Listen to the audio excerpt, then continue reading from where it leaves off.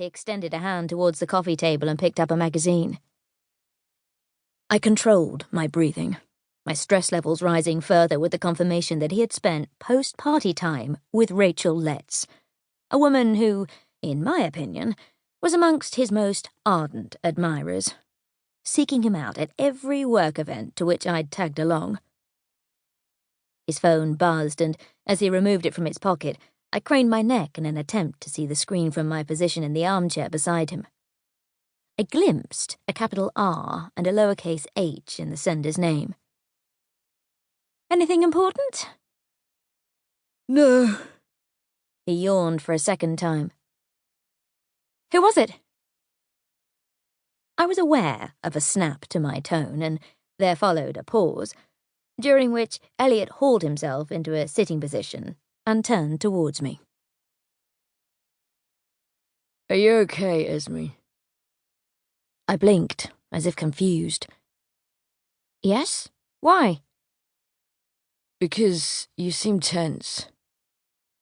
Because I asked who texted you? He frowned and then held the phone out towards me. Richard.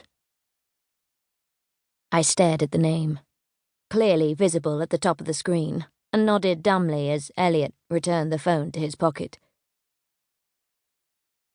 And you're positive everything is okay? He asked gently. I forced a smile.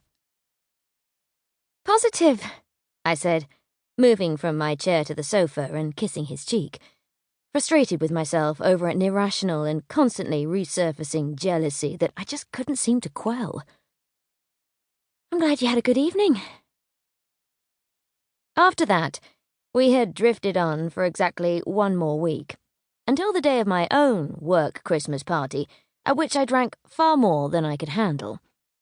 As a consequence, I elected not to go home and instead spent the night at the flat of my newish colleague Owen and his girlfriend Taya, who lived within staggering distance of our final destination club.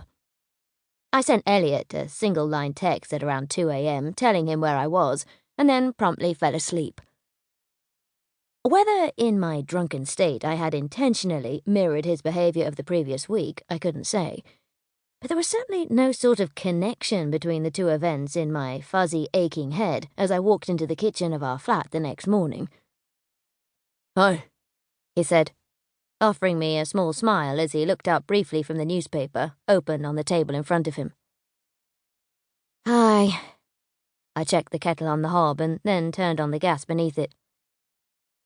God, I'm so in need of caffeine, I groaned and flopped down next to him, leaning in for a kiss. Hang on, he said, laughing and shifting in his seat. Why don't you tell me what happened last night first? What do you mean?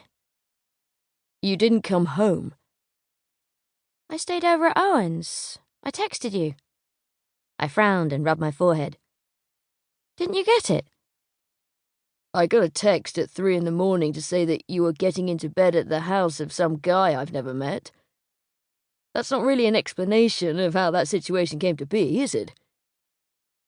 His tone was light and reasonable, as if bordering again on laughter, but to me, the implication felt the opposite. My frown deepened as the dull pounding in my head began to strengthen. You know I work with Owen. I've mentioned him lots, I said. I'm sorry, but are you asking me if I had sex with him last night? Because I don't remember asking if you shagged Rachel Letts when you decided not to come home last Friday.